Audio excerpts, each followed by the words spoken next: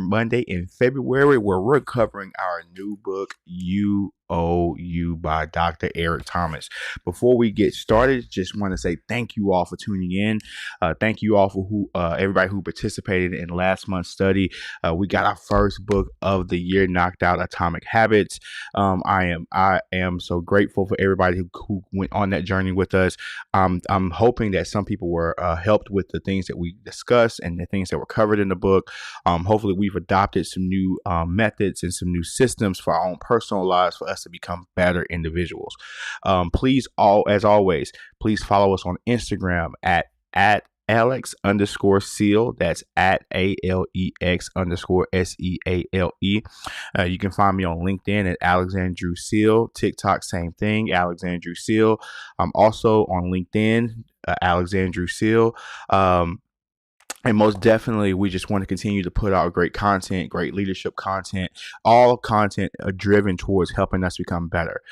This year, 2023, I know we just came off of the year of the month of resolutions and people being excited about the things we're going to do with the new year. Now we're in month 2, and let's see if we can maintain that same level of excitement, that same level of intentionality, that same level of drive towards those things that we say we want to do. And I just want to again appreciate everybody who's out there. Those of you who are part of our private Facebook community, I want to thank you guys as well. You guys are awesome. I appreciate all the support, everything all the conversations that I've had with you all apart from the group and in the group. Definitely just kind of working through how we want to do things over there. And so I'm appreciative of you guys going on the journey.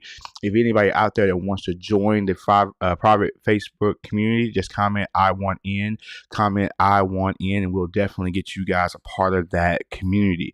But I just want to talk about the first 3 chapters of this book this morning. And on our next Monday, we're going to be canvassing the next 3 chapters 4, 5, and 6. So just to let you guys know, today we're going to be talking about chapters 1, 2, and 3. Next Monday, we were talking about chapters 4, 5, and 6. And so this book starts off with Dr. Eric Thomas pretty much giving us a great history of his life and kind of chronicling some things and some challenges that he had in his life.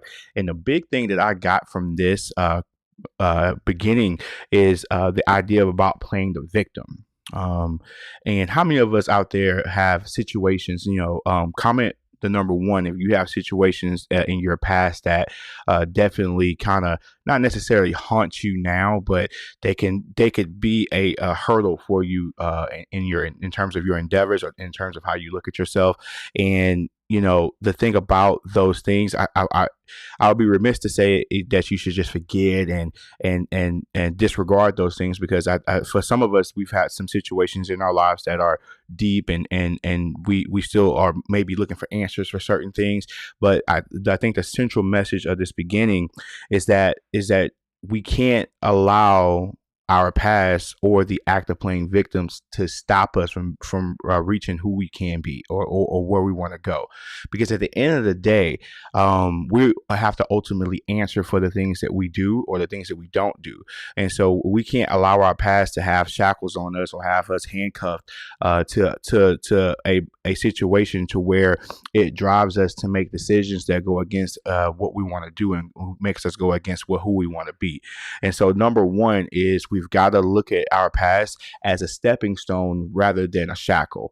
Like we've got to look at the things that we've gone through and assess and analyze the decisions that we've made based on the things that we've gone through, and start to forgive those people in those situations that put us in those situations. Start to forgive ourselves for the things that we've allowed ourselves to be like the things that we've allowed ourselves to do because of what we've experienced in our past. Because I think for a lot of us, we've missed out on opportunity. We've missed out on certain things because the way we feel about situations that have happened in our past. So this is definitely, I feel like, something that resonates not only with myself, but with a lot of people that may be listening to this. And so for those of you who got that you have something in your past that you felt like either family or friends or coworkers have wronged you, you've got to get to a place to where you got to start thinking about yourself, and you got to get to a place to where you start thinking about how your decision making in relation to the things that has happened in your past, how that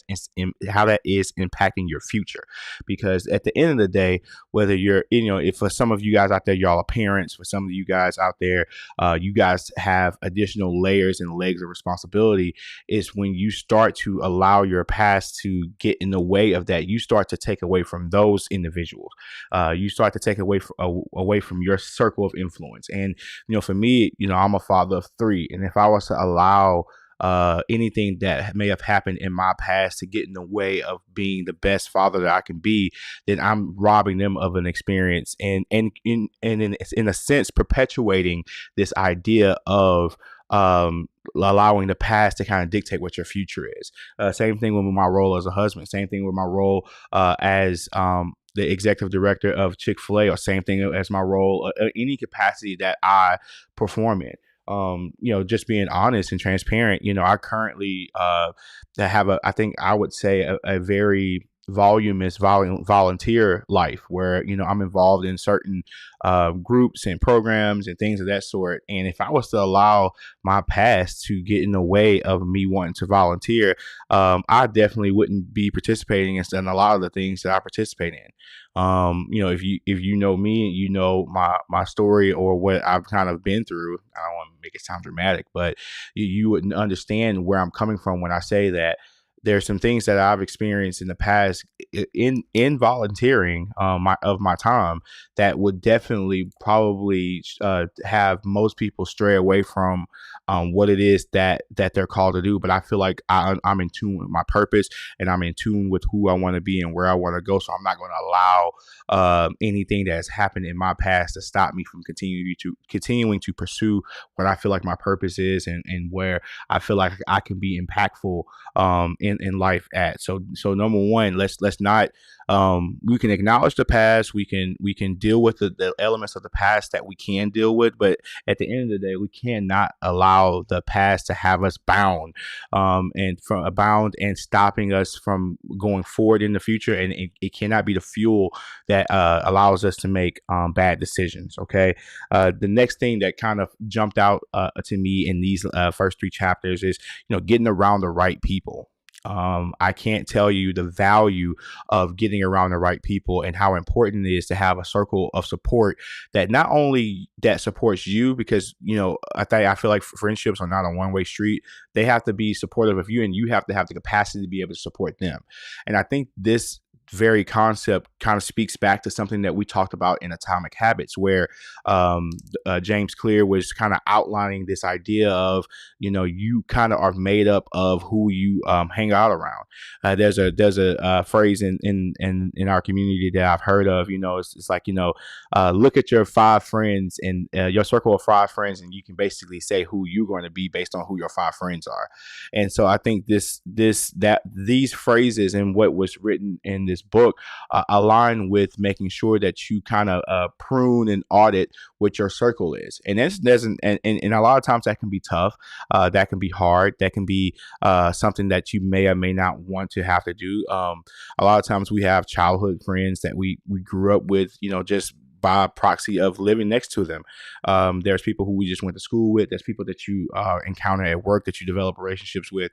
But at a certain point, as you start to clearly define who you want to be, as you start to understand what your purpose is, as you start to understand what direction in life you want to go, you'll start to look at the people who are around you and say, do they completely agree, or do they complement the things that I'm trying to get accomplished?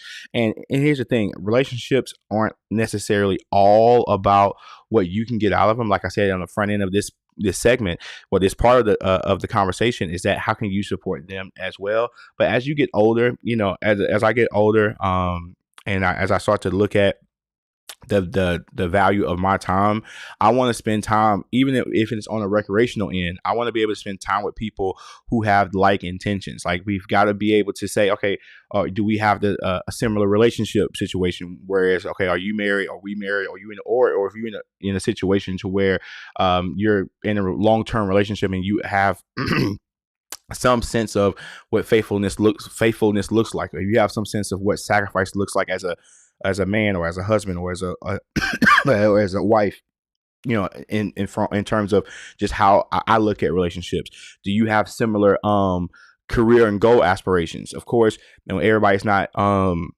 built to be an entrepreneur, and that's fine. But are you doing something that can provide for your family more so than anything else? I'm not even speaking to particulars as it relates to the financials, but are you taking care of your business?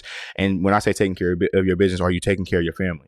And so those are, those are very surface level things in terms of things you look for in relationships. But again, as you start to look at your time and start to value your time and start to own your life and start to to become the CEO of who you are, you're going to start looking at how you spend your time and who you spend it with.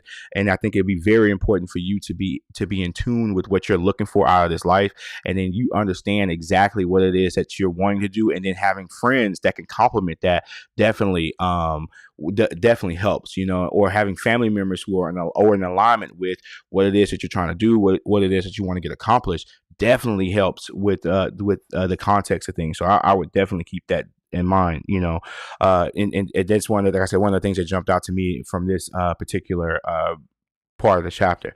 The next thing I think and it's something that's kind of really important to me, and something that I kind of lean into, and something I heard Sean Carter, aka Jay-Z, he said this a long time ago in a quote.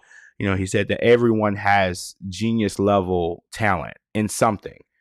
It's just a matter of, do you know what that something is? And I think sometimes, when we're talking about finding your superpower, that's how Dr. Eric Thomas puts it, is that sometimes we tend to chase other people's narrative, or chase other people's story, or chase other people's superpower, and we negate or neglect what our own talents are, and we miss out on our own opportunity to grow.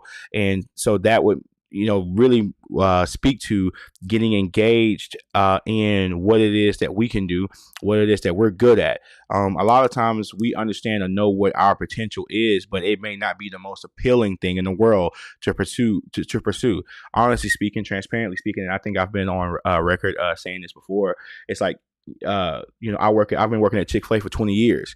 And on the surface, you look at that and go, well, how do you feel like you're fulfilling your purpose or fulfilling your superpower working at that level of employment, or working at that level of job? And for me, he goes well beyond that, because I feel like my purpose is in people and helping people grow and helping change their trajectory, and essentially helping them pivot into what their next is. And so I feel like Chick-fil-A has given me a huge opportunity to be able to do that with in the lives of a lot of young people, and through my connectivity and through my consistent day in and day out work in that area, it has opened up other opportunities for me to be able to be impactful for not only young adults, but also people that that are what I would consider to be in my peer group or in my age group. And so it's a matter of, I've always have the belief of, it doesn't matter where I do the work, as to how, and I'm fixed and focused on just how am I impacting people? How am I helping people grow? How am I contributing to the landscape of the growth from my community? And I can do that from what I believe I can do that from any seat. It doesn't necessarily have to be in a particular occupation, for me to check that box off, for me to be able to work within what my potential is, or to live out what my purpose is, more so. And so I think people tend to live in their potential of what they can be, because of they don't think they're where they need to be. Now, I'll say that one more time, just make sure I said it right. I think a lot of people live on what they think they can do, or what they think they can be, or they restrict what they can be, because they don't feel like they're where they need to be. And so, man, you've got to really get in tune with the fact of, you have a superpower now, but will you allow the world to see that in any arena? Again, like I said, there's a lot of people who are fixed on where this stuff happens.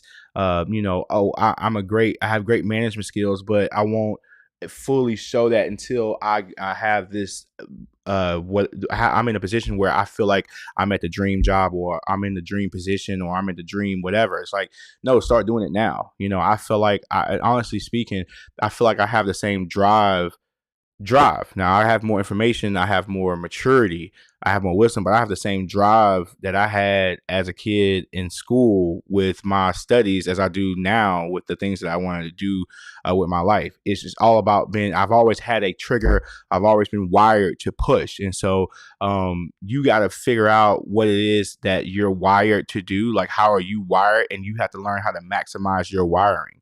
I feel like I'm gotten to a place in life where I'm maximizing, the way I'm built, the way I'm wired, the way I think.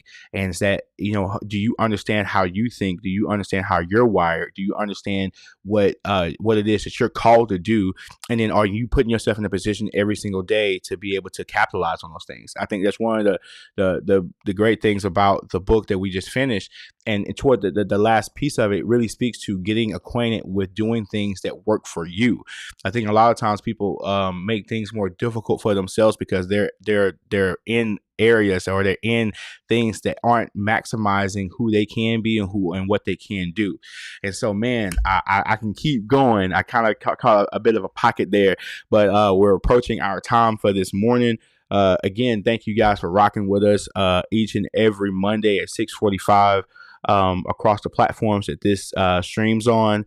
I cannot wait to get with you guys next Monday. A free resource will be dropping this week in relation to these first 3 chapters in our private group. So if you want to join our private Facebook community where we extend the conversation beyond just the dialogue that happens here at 6:45 on Mondays, please comment "I want into" this post. And until next time, guys, TPE Book family, peace.